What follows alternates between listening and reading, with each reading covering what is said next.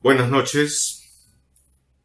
Disculpen la ligera tardanza entre la hora anunciada para este Facebook Live y la transmisión.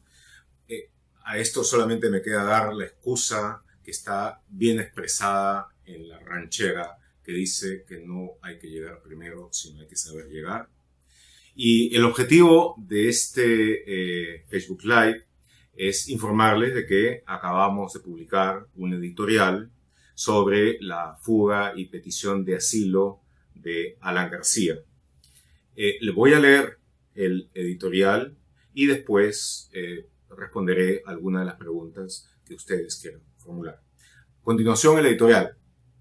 Y debo antes remarcar el hecho que un editorial expresa la opinión de quien escribe, la opinión del medio en este caso. Es un ensayo, no es una investigación, aunque por supuesto tratándose de lo que es IDL Reporteros, cada uno de los datos que se aporta está fehacientemente corroborado. Alan García ha sido insistente y reiterativo en reclamar, proclamar y presumir su inocencia en el caso Lavallato. Otros se venden, yo no. Ha sido el hashtag, lema y mantra en sus campañas, desde el Twitter hasta el Congreso. Y con la misma actitud, si acaso más beligerante, llegó hace pocos días al Perú a declarar ante el equipo fiscal dirigido por José Domingo Pérez Gómez, que investiga gran parte de este caso. El jueves 15 de este mes, la semana pasada, García declaró: dice el señor Nostro, pero Barata me dijo que hiciera una anotación de 20 millones. Entonces dice, 20 millones menos 8 que le dieron al viceministro, los otros deben ser de Alan García. Demuéstrelo, pues, imbéciles, demuéstrelo, es lo que dijo él. Él no lo sabía, García, no lo sabía aún, pero en esas horas, IDL Reporteros acababa de publicar una nota que cambió en forma sustantiva el curso de la investigación. Poco antes de las 10 de la mañana y luego de las larguísimas horas de los cierres de real importancia, en los cuales, sin que importe cuánto trabajo se haya hecho antes, todo se chequea y verifica de nuevo, IDL Reporteros publicó Alan García y la Caja 2. Si el expresidente desafió a que se presentaran pruebas, si las había, ahí tuvo todas las necesarias y bastante más para responder a su reto.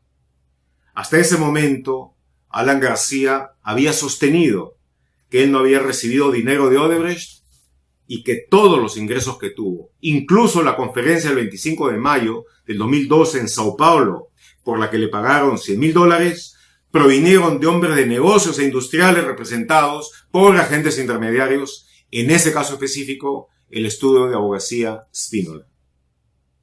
La nota de IDL Reporteros demostró que García había mentido. Fue Odebrecht quien pagó la conferencia y lo hizo a través de su Caja 2, utilizada primordialmente para el pago de coimas. El abogado Spínola trabajaba para el sector de operaciones estructuradas y en este caso hizo de testaferro a cambio de un honorario de $15,000. La investigación de IDL Reporteros no solo aportó los correos electrónicos en los que se decide hacer el pago clandestino para disfrazar la fuente de origen y se define y ejecuta luego el procedimiento para hacerlo. Se aportó además la identidad de los funcionarios de Caja 2 que intervinieron en el proceso a través de sus propias confesiones, especialmente la del propio Spínola, que luego de 4 años confesó en detalle sus trabajos clandestinos para Odebrecht. En esas confesiones registradas en video que IDL Reporteros obtuvo hace meses como parte de la Red Latinoamericana de Periodismo de Investigación Estructurado que esta publicación fundó, Spínola dio a conocer los seudónimos que él y otros utilizaron en el sistema encriptado Drausis de Odebrecht, donde aparece él como uno de los que discutieron cómo pagarle los $100,000 a García en forma que pareciera un pago de otro origen. Ante eso, García no tuvo otro remedio que reconocer la fuente del pago. Lo hizo el sábado 17 y en su última declaración a la prensa, pero se justificó en la ignorancia, en no saber quién le pagaba y ni siquiera qué era la caja 2. Él la llamó la caja B. Pero cuando lo dijo, sabía que la excusa era más que endeble, porque la nota de los reporteros dejó claro que él participó en la operación de encubrimiento. La conferencia se realizó, ya lo hemos dicho, el 25 de mayo de 2012. Los primeros mensajes cifrados de caja 2 para disfrazar el pago fueron el 14 de junio siguiente. Hasta entonces, Spínola no había intervenido para nada. Sin embargo, el contrato que recibió primero en borrador y que luego fue firmado por Alan García tuvo como fecha el 5 de abril, mucho antes. El recibo por el pago estuvo fechado el 24 de mayo y el pago se realizó solo en julio. En el proceso intervinieron funcionarios de Odebrecht que transmitieron los datos bancarios de García, le llevaron el contrato y recibo con fechas atrasadas para que lo firmara y después contactaron a Spínola y otros funcionarios para que realizaran el pago. Fue imposible que García no se diera cuenta del juego de fechas, de la adaptación de documentos, del nuevo nombre del agente con el que nunca había hablado. Por poco inteligente que fuera, y no lo es, estaba claro que se trataba de disfrazar una transacción, y él fue parte del proceso. En esas horas, después de leída la nota, la decisión fue tomada. Es posible que haya estado presente en García la idea del asilo como plan de contingencia de último recurso, pero cuando el sábado 17 el juez le impuso impedimento de salida por 18 meses, García reaccionó con aparente calma. Comillas, para mí no es un castigo ni un deshonor estar permanentemente en mi patria, cierra comillas, dijo poco antes de fugar. ¿Por qué huyó? Sabiendo el efecto de demolición que la fuga significaba para su imagen, liderazgo y prestigio. Porque lo que publicó Ideales Reporteros representó la primera y decisiva brecha en su estrategia de negar toda responsabilidad en el caso Lavallato. Ya, a partir de la publicación, había un caso claro, demostrado, contundente y procesable. En las investigaciones y los procesos, el primer hallazgo es lo más importante. Luego vienen los demás. Y en este caso, había confesiones pendientes sobre las cuales él ahora tenía ya una profunda y justificada inseguridad. Había colaboraciones eficaces en curso, delaciones premiadas también. La hora de la verdad se acercaba. Y a esas alturas, viendo los correos electrónicos del sistema Drausis de Odebrecht que lo nombraban, García entendió que los 18 meses en Perú se iban a extender mucho más, en juicios y revelaciones, en probables sentencias. Por eso escapó. No de una dictadura como pudo reclamar antaño, sino de una democracia por una vez funcional que avanzaba a descubrir, procesar y castigar delitos de corrupción. En los años de la Guerra Fría, cuando la ciudad de Berlín estaba dividida entre dos sistemas, se decía que los ciudadanos de Berlín Oriental, impedidos de votar, proclamaban su preferencia votando con los pies, es decir, huyendo a Berlín Occidental. En Lima, en 2018, Alan García no votó, sino confesó con los pies. García hace poco escribió que, comillas, como aprista creo en la historia, cierra comillas, por más que la historia no sea materia de fe, sino de estudio. Pero quizá la notable brevedad de su visita al Perú nos remita por contraste a los clásicos. Según Suetonio, Julio César resumió en 3 palabras su informe al Senado sobre una batalla victoriosa el año 47 a.C. Vine, vi, vencí. En el caso que vemos, las palabras pueden ser 3 también. Vine, vi, huí. Claro que su ejemplo no fue el de Julio César, sino el de Bettino Craxi. En la historia, al fin, cada cual escoge sus maestros. Bueno, y ahora, si hay preguntas, con gusto trataré de responderlas.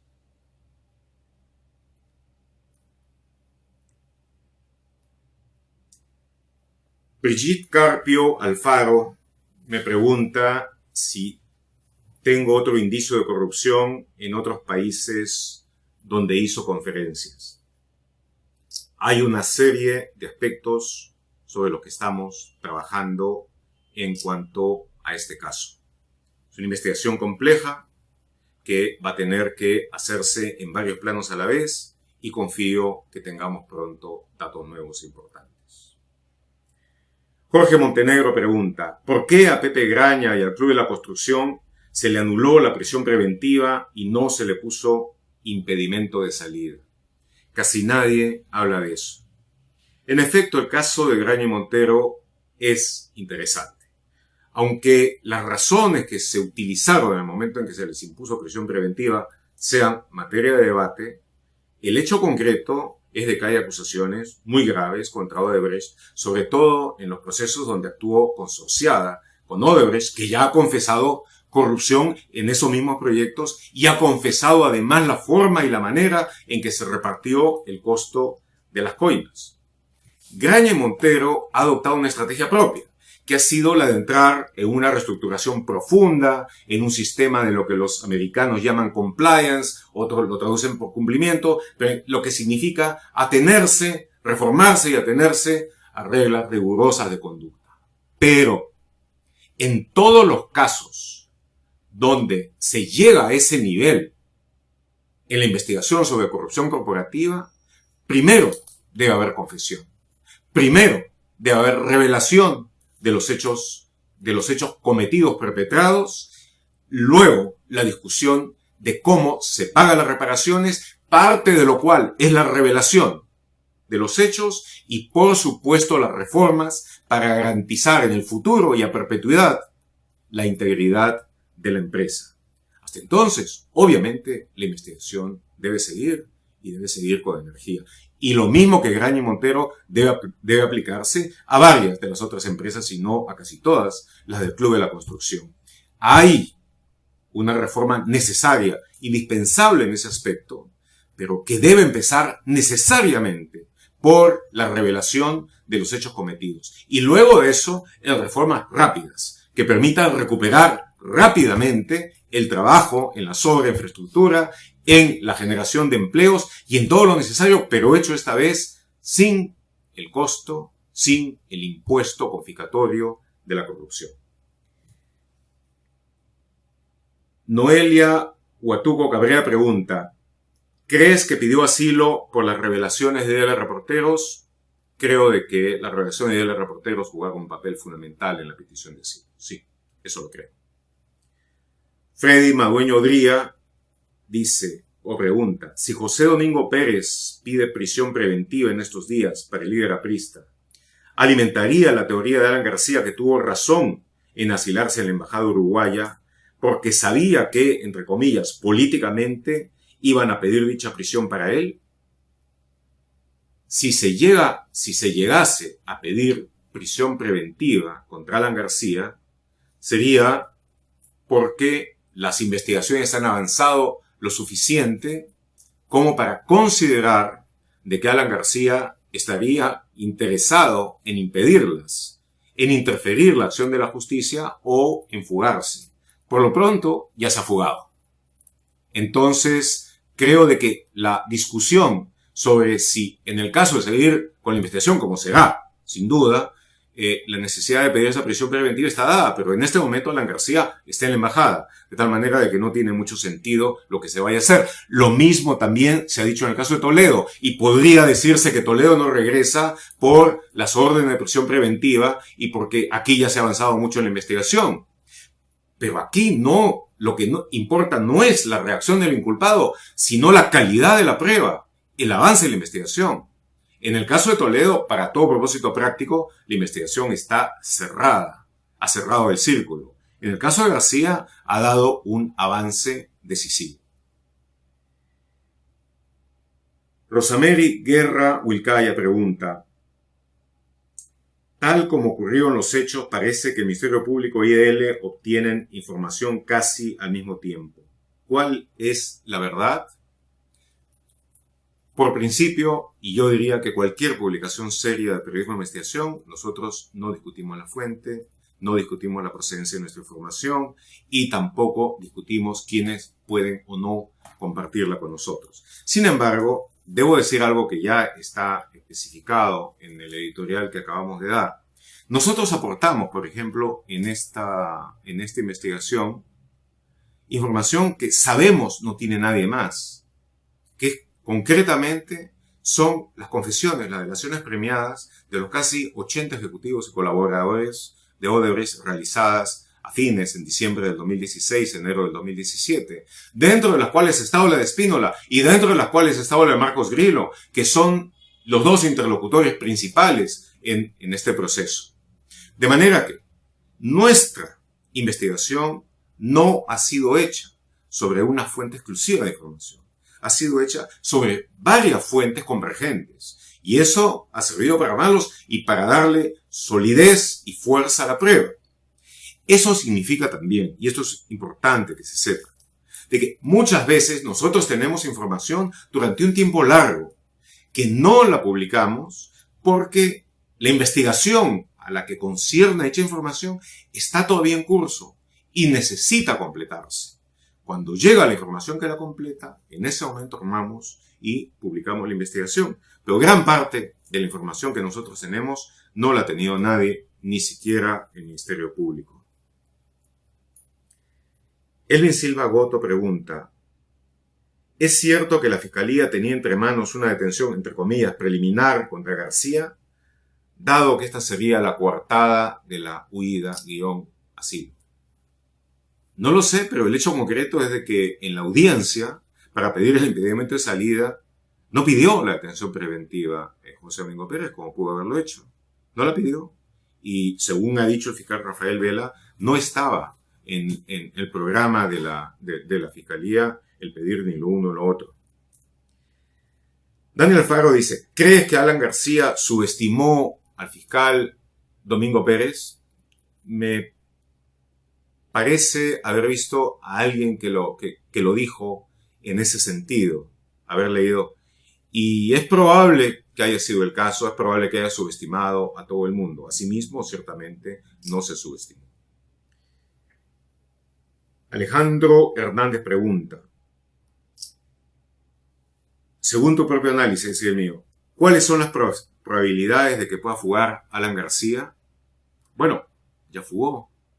Ya está en la Embajada de Uruguay. La única pregunta es si va a salir del país protegido por esa embajada o si, como sucede en otros casos, por ejemplo el de Julian Assange en Londres, pasa un tiempo muy largo en la embajada. En el caso de Assange ya son algunos años, porque el gobierno británico se negó a concederle el salvoconducto y como para que fuera a Ecuador. En este caso, de acuerdo con el curso que tome la discusión legal sobre si aplica o no el asilo en un caso de corrupción de delito común, el gobierno peruano pudiera negarse a solicitar, a dar el salvoconducto, incluso si lo pidiera el gobierno uruguayo que está discutiendo sobre el caso.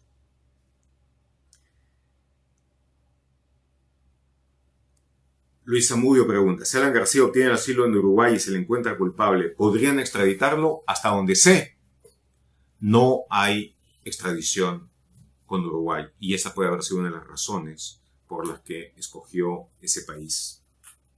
Y finalmente, la última pregunta. Gustavo Valverde pregunta: ¿Jorge Cuba se ha acogido a la confesión sincera y lo está acusando a García? Jorge Cuba intentó entrar a un proceso de colaboración eficaz cuando todavía el fiscal Hamilton Castro estaba a cargo del caso. Pero inexplicablemente, el fiscal Sergio Jiménez, uno de los que trabajaba con él, decidió no hacerle caso y archivar el proceso de colaboración. Cuando José Domingo Pérez y Rafael Vela tomaron el caso, descubrieron esto y han intentado rescatar en la medida de lo posible la colaboración eficaz de Jorge Cuba. En IDL Reporteros hemos publicado ya algo de lo que él declaró. Pueden verlo en nuestro archivo. Esperadamente se va a poder lograr que esta confesión, esta colaboración eficaz, se amplíe, haga más grande y comprenda a otros participantes en este caso. Bueno, les agradezco mucho la escucha, les agradezco mucho las preguntas, el haber interactuado con nosotros y espero que sea hasta una pronta ocasión en el futuro. Que tengan muy buenas noches.